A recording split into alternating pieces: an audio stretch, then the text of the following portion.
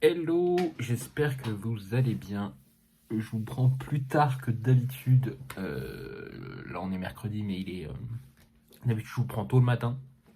Et là, je vous ai pris pendant ma pause de midi. J'espère que vous allez bien. Moi, de mon côté, ça va. Un peu fatigué parce que lundi, j'étais pas chez moi lundi soir. On a fait une sorte de fête entre collègues. Voilà, qui a fait que j'ai pas beaucoup dormi et qui a fait que je suis assez fatigué, même si hier soir j'ai quand même fait une nuit un peu complète. Donc, je venais vous voir pas pour vous parler de ma vie, mais pour vous parler lecture. La dernière fois, je vous quittais, j'étais dans Un jour tu payeras de Petroni Rostagna aux éditions HarperCollins Poche. Dans ce titre, on va suivre Pauline Carrel, c'est ça. Carrel qui est une jeune avocate c'est le premier tome de la saga avec ce personnage.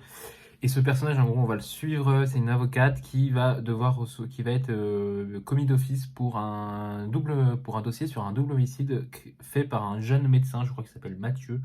C'est ça, Mathieu qui est un jeune médecin qui a été retrouvé avec l'arme du crime entre les mains.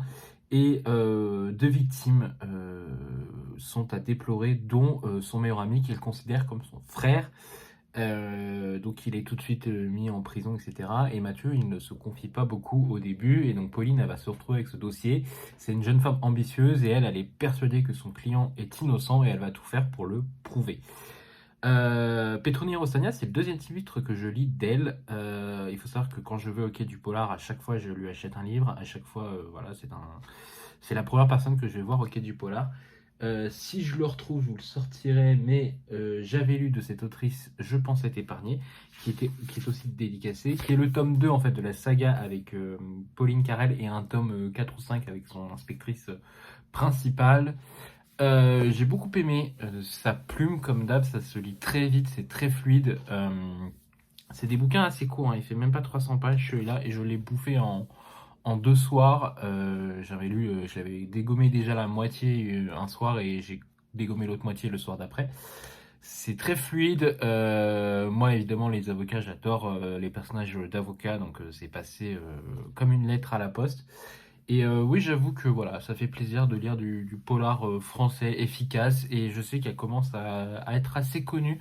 Son titre de l'année dernière en grand format, ou d'il y a 2 ans en grand format, avait reçu un prix et je crois que le nouveau a aussi reçu un autre prix, donc qui est le tome 3 de celui-là, qui normalement va sortir en poche, je pense, donc je pourrais me le procurer au Quai du Polar.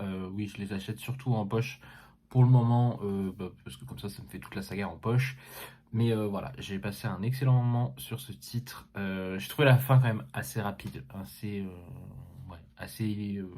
un peu propulsé. Mais bon, c'était efficace, ça se lisait très bien. Petroni gère très bien ses personnages, les relations, les mystères. Elle sait très bien dévoiler assez de réponses sur certains mystères pour nous donner envie de découvrir la suite. Et c'est des chapitres assez courts, donc ça se lit ultra vite. Voilà. Au niveau lecture, je me suis aussi après lancé dans ce bébé. Donc c'est Les Aventures de la Mer, l'intégrale 1 de Robinhomme aux éditions J'ai lu. Il faut savoir que ça c'est le tome anglais, américain. À la base, en France, on l'a découpé en 3 titres. Avec lui, on avait prévu de faire un titre et puis... Enfin, à la base, lui, elle avait prévu de lire le tome 1, elle alterne, elle lit un autre truc, etc.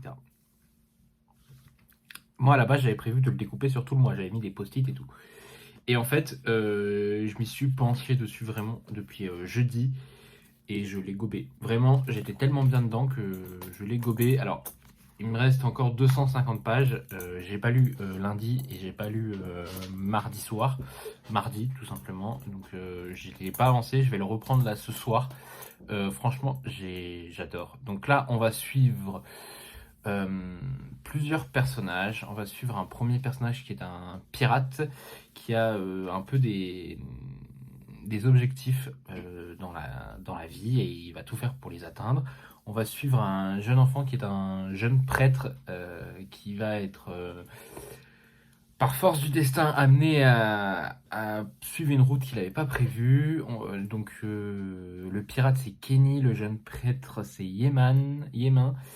On va suivre deux autres personnages. J'ai les prénoms, j'ai toujours des doutes. Althea, qui est un peu l'héroïne principale. Elle, en fait, elle est la fille d'un grand marchand qui contient un bateau qu'on appelle un vive-nef.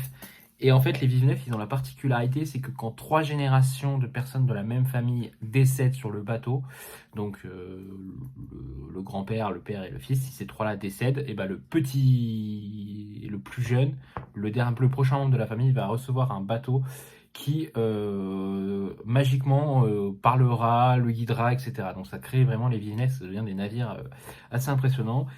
Et en gros, on va être plongé dans cet univers et j'ai adoré. Il faut savoir que le début est assez mystérieux, assez obscur. Je me souviens, j'étais en train de lire le premier chapitre, j'étais en train de lire. Ou Robin Hood, je me souviens pas que ta plume était aussi floue aussi. Voilà, il y avait des choses qui se passaient, moi je comprenais pas trop où elle voulait aller en venir. Et en fait, à partir du moment où le personnage d'Althea rentre en jeu, on comprend tout est beaucoup plus fluide, beaucoup plus voilà, elle nous embarque et avec Luli, on en discute beaucoup parce que même si on n'en est pas au même point, parce que du coup elle a fini le tome 1 et elle va alterner avec une autre lecture. Moi j'ai déjà fini le tome 2, je suis en plein milieu du tome 3 là.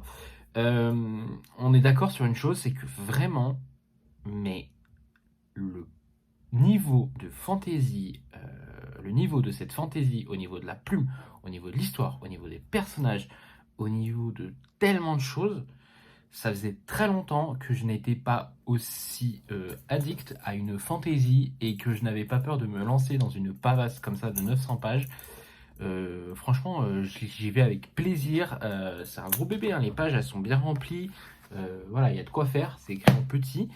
Mais vraiment, on se laisse porter, c'est dingue. Ça faisait très longtemps que j'avais pas autant apprécié lire une fantasy avec des personnages jeunes, avec une histoire très intéressante, avec très peu de magie, mais vraiment ouais une bonne fantasy. Je suis désolé, mais ça fait très plaisir de découvrir ça. Et quand je vois toutes les déceptions qu'on a eues dans le Young Adult qu'on a lu dernièrement avec Lully, et ben on s'est dit, bah franchement, on se demande si la fantasy actuelle, elle est pas plus bas niveau que la fantasy d'avant, quoi. Enfin, pas plus bas niveau, mais comment dire qu'on a vraiment le cahier des charges de la nouvelle fantasy, et qu'au niveau Young Adult, et qu'on est obligé de le bouffer, alors que là, dans ce titre, elle soulève des sujets ultra durs, ultra véridiques de la société, mais elle les traite tellement bien que j'ai envie d'y aller. Il y a un personnage dans ce bouquin, à chaque fois qu'il apparaît, à chaque fois qu'il ouvre sa bouche, je monte à 180 de BPM. Vraiment, mon cœur il s'emballe, j'ai qu'une envie, c'est de l'exploser contre le mur. Ce personnage, je vous laisserai découvrir qui c'est. Mais ça fait très longtemps que je n'ai pas ressenti ça dans de la fantasy. Quand je lis un titre, alors j'ai ressenti des choses avec Prince Captif par exemple, et encore une fois c'est une vieille fantasy. Voilà, elle n'est pas aussi vieille peut-être que Les Aventuriers de la Mer. Les Aventuriers de la Mer c'est quand? Les Aventuriers de la Mer c'est année 2000, 2001.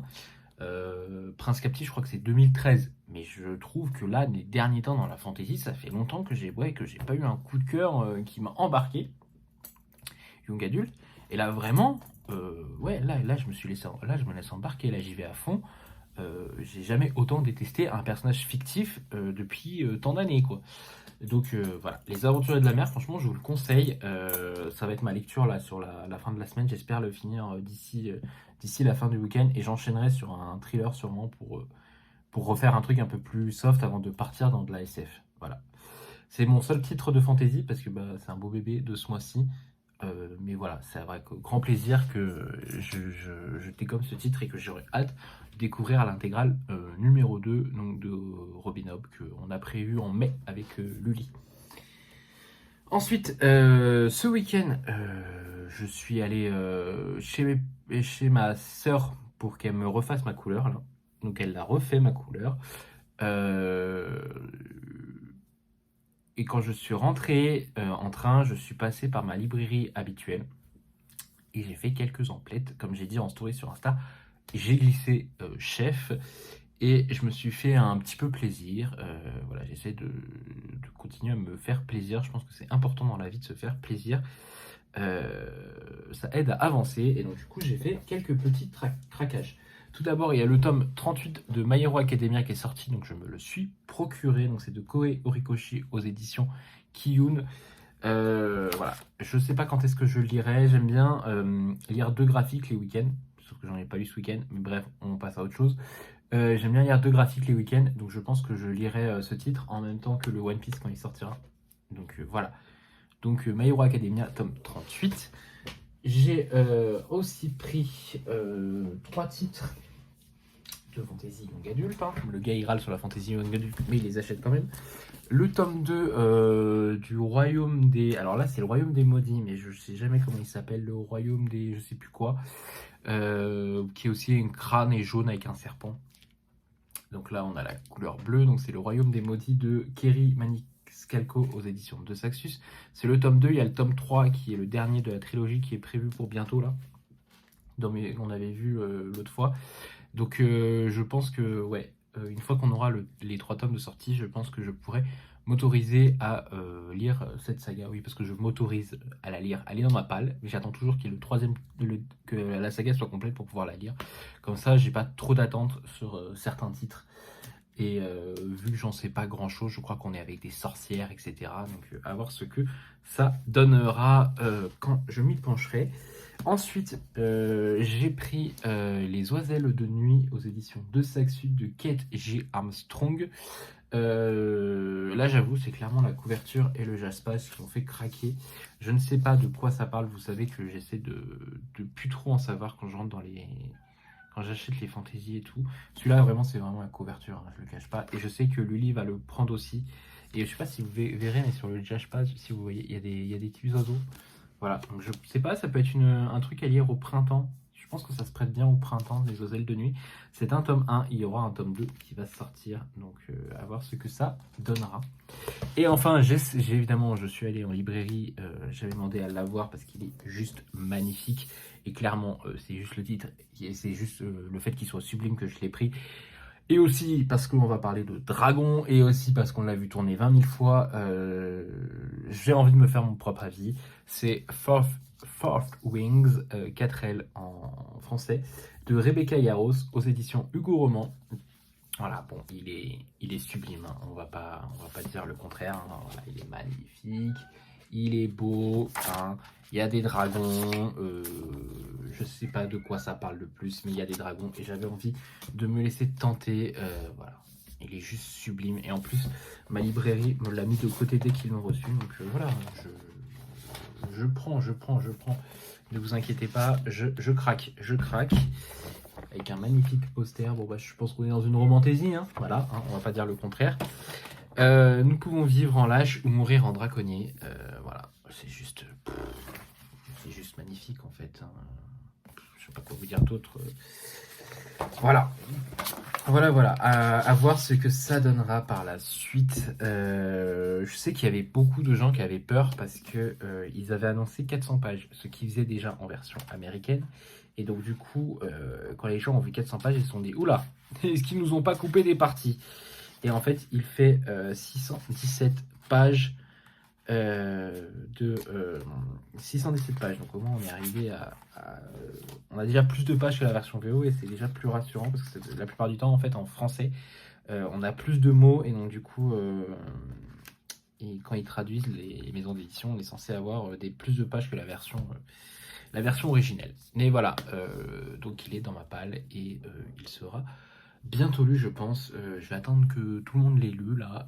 Tout le monde ait passé la petite hype et peut-être que je me la garderai pour cet été. Ce beau bébé. Mais voilà, juste magnifique.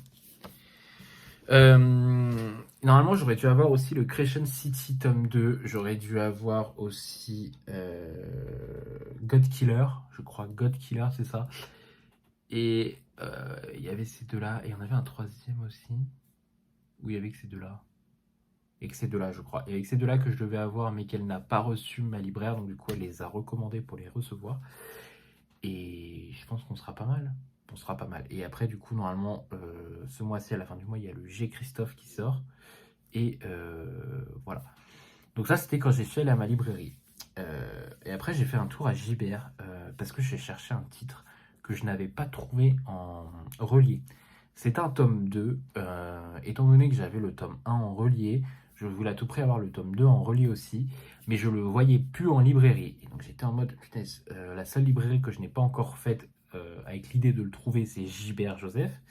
Donc je suis allé à Gibert et en fait je descends au rayon fantasy parce que c'est de la fantasy SF, je sais plus trop. Je crois que c'était Céline qui l'avait lu et qui avait lu le tome 1 et qui avait dit que c'était de la SF, qu'on était plus proche de la SF que de la fantasy. Et donc quand je suis descendu en bas, je ne le voyais plus dans le rayon fantasy. Je dis mince, en fait j'avais trouvé la version brochée et je disais mais mince, voilà. J'ai le tome 1 en relié, j'aimerais bien avoir le tome 2 en relié, surtout si en plus ça me plaît, j'aimerais bien les garder en version reliée. Et en fait, je remonte à la caisse, je vais pour partir parce que je me dis, bah c'est pas grave, ils l'ont pas. Et en fait, il en restait un, il l'avait juste mis en modèle d'exposition de titres qu'il proposait. C'est celui qui noya le monde aux éditions Brajlon de Shelley Parker Chan. Donc c'est le tome 2 de Celle qui devint le soleil. Et vu que j'ai fait les choses bien cette fois, j'ai quand même pris le tome 1 avec moi. Donc voilà, c'est celui-là. Celle qui devint le soleil et celui qui noya le monde. Donc ça fait voilà, la saga au complète. Donc je vais pouvoir les lire. Comme je disais à Lully ce matin, je pense que si ce tome 1 me plaît, je me laisserai séduire par lire le tome 2 juste derrière. Comme ça au moins j'aurai fini vraiment cette duologie. On est un peu sur l'idée un peu de Mulan dans mes souvenirs. Je crois qu'en gros on va suivre une fille qui va rejoindre l'armée, qui va faire croire qu'elle est un homme. Je crois qu'elle prend la place de son frère. En fait, dans mes souvenirs, ils vont aller voir une femme qui dit le destin. On est dans une idée chinoise, je crois, au XVIe siècle. 16e siècle ou 14e siècle, j'ai un doute. 14e siècle. 14e siècle, en gros, ouais, en 1345. On est en Chine au 14e siècle, et en gros, ils vont aller voir une sorte de voyante qui va dire au fils que lui, il va tout réussir, tout va lui arriver. Et quand elle va se tourner vers la fille, elle va dire « Toi, tu ne deviendras rien. » Voilà. Et par des événements qui vont se produire, elle va être menée à prendre la place de son frère et à voir ce que ça va donner avec ces deux titres. C'est des beaux bébés. Hein. Lui, il est beaucoup plus gros que lui. Mais bon, on va voir ce que ça donne. Surtout que c'est du Brajlon, donc les pages sont assez grandes. J'avais fait la campagne de précommande, donc j'avais eu le marque-page. Et j'avais aussi eu un pins, je crois. Donc voilà, à voir ce que ça va donner quand je les lirai. Mais voilà, j'avais le tome 1 déjà en relié. Je ne voyais pas prendre le tome 2 en relié. Voilà. Et ben écoutez, j'ai pas d'autre chose à vous dire. Ça aurait été assez court parce que en vrai,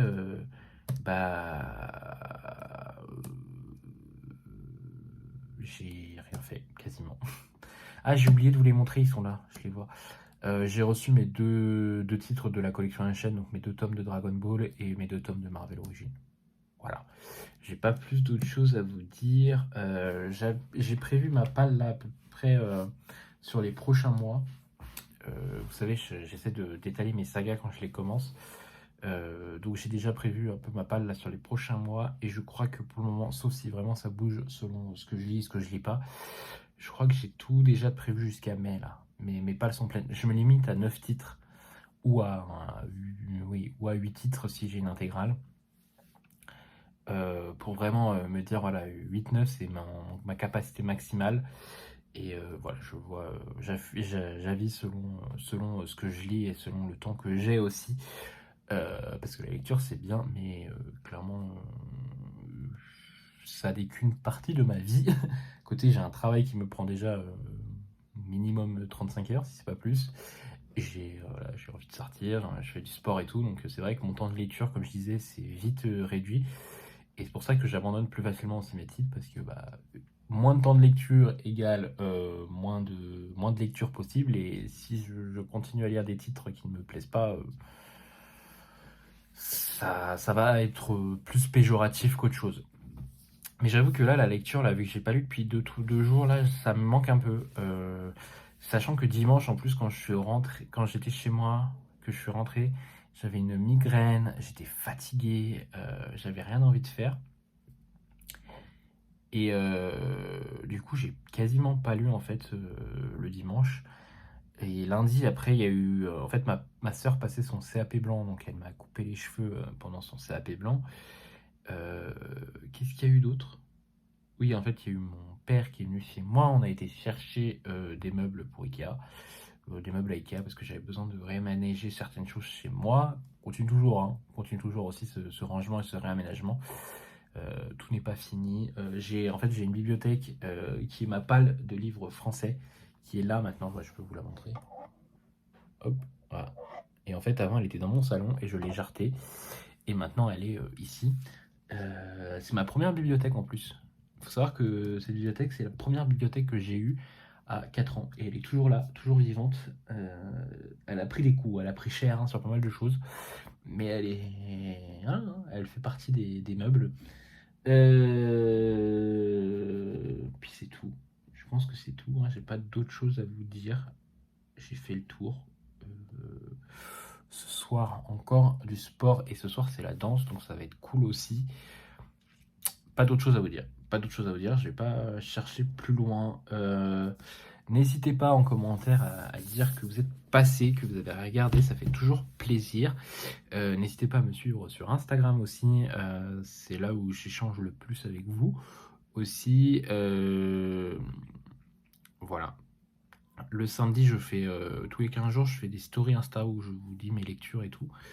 Donc n'hésitez pas à passer, ça peut être cool, ça fait toujours plaisir de voir des noms par-ci par-là. En plus, je suis assez assidu au niveau de mes chroniques, c'est-à-dire qu'une fois que j'ai fini le livre, je le chronique quasiment le jour même ou le lendemain. Donc comme ça, je suis vraiment au point sur mes chroniques. Tous mes livres de janvier ont été chroniqués, même ceux abandonnés. Voilà, je vous dis à tous une très bonne semaine. À la semaine prochaine. Bye tout le monde.